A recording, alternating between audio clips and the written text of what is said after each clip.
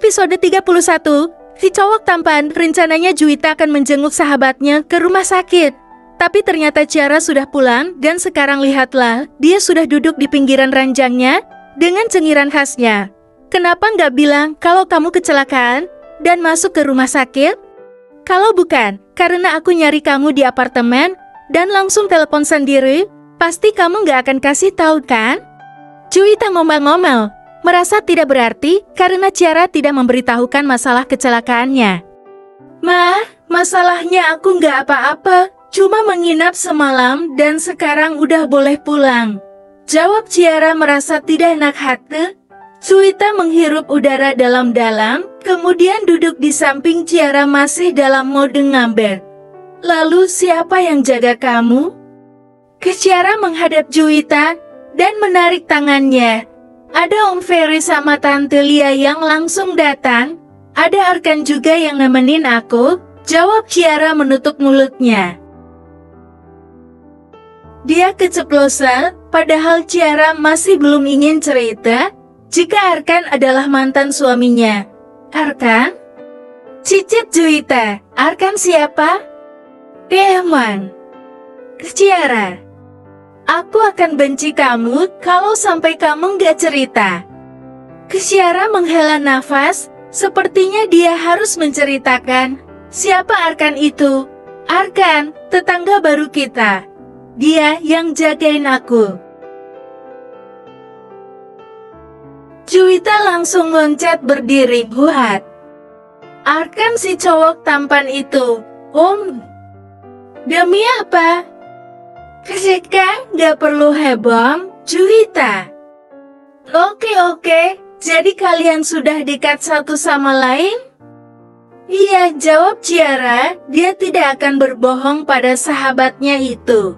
Jadi, kamu dijaga semalaman sama tetangga baru kita yang tampan itu? Lagi-lagi Ciara mengangguk. Udah jangan tanya lagi, aku akan cerita semuanya padamu. Ujar Ciara, bintang. Kyo membuka matanya perlahan.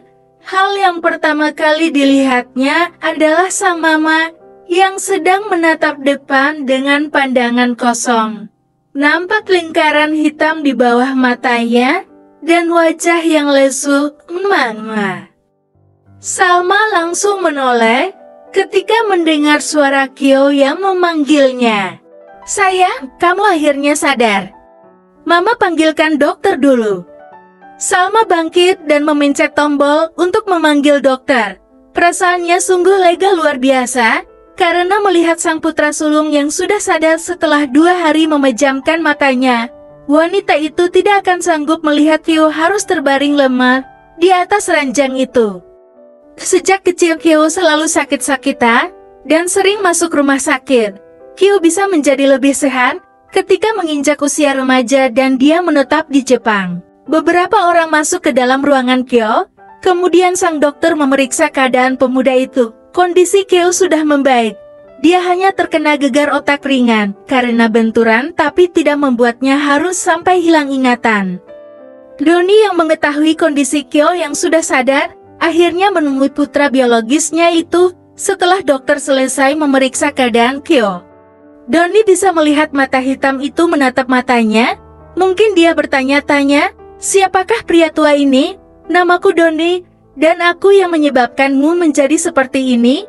Maaf, ujar Doni pada putranya, yang baru saja dia ketahui itu. Kyo menatap ibunya, seakan meminta penjelasan. Salma langsung berjalan mendekat dan mengelus rambut putranya. Iya, Pap Doni sudah menanggung semua biaya rumah sakit kamu dan Ciara, ujar Salma. Kyo langsung teringat pada Ciara. Ma, Ciara di mana? Gimana keadaan Ciara? Seru Kyo menarik lengan Salma. Ciara baik-baik saja, dia bahkan sudah pulang. Tadi dia menitipkan salam padamu, jawab Salma. Doni merasa jika Kyo dan Ciara memiliki hubungan, karena melihat kekhawatiran di wajah pemuda itu. Syukurlah, Ma. Aku senang jika mendengar kabar bahwa Ciara baik-baik saja. ucap Kyo memperlihatkan wajah lega. Nah, apakah kamu ada hubungannya dengan Ciara? Tanya Doni pada Kyo. Jika memang Kyo dan Ciara ada hubungan, dia pasti akan merestui Kyo dan meminta putranya yang baru saja ia ketahui ini untuk segera menjeratku dalam pernikahan. Fokusnya adalah menikahkan Arkan dengan Jihan.